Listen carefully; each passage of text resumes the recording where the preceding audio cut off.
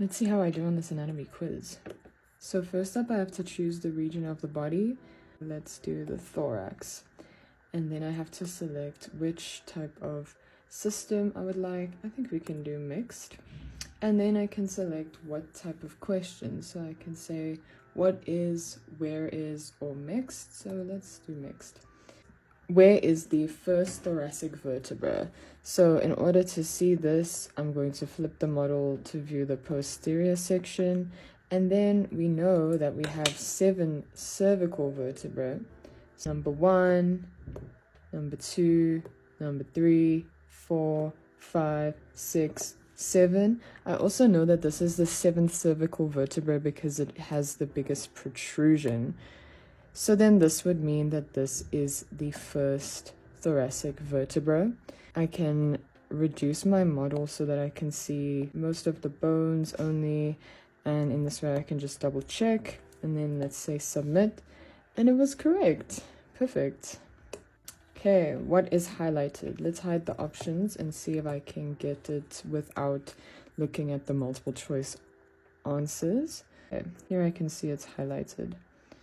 Okay, cool. So we can see that it is part of the brachial plexus. Let's add some more context because we know that landmarks are very important when it comes to the brachial plexus. So where is this nerve originating? Is it posterior? It looks posterior.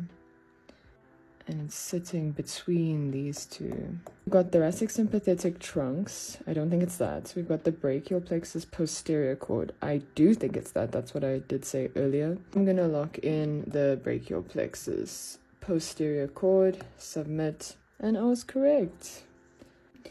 Diaphragm central cord. So we can see from this view that the diaphragm is made up of an outer layer of muscle.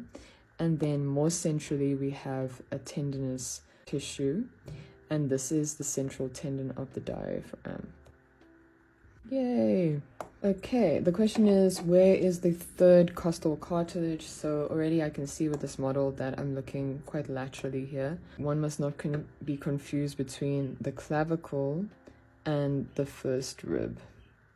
Clavicle extends from a more central point, the manubrium, and it meets at the scapula and the humerus, whereas the ribs, they curve around the back towards the vertebra at more posteriorly. So here I can see the first rib, and then the second rib, and the third rib. So if we move more medially and next to the sternum, that's where we're going to get the costal cartilage. Let's check. Yay!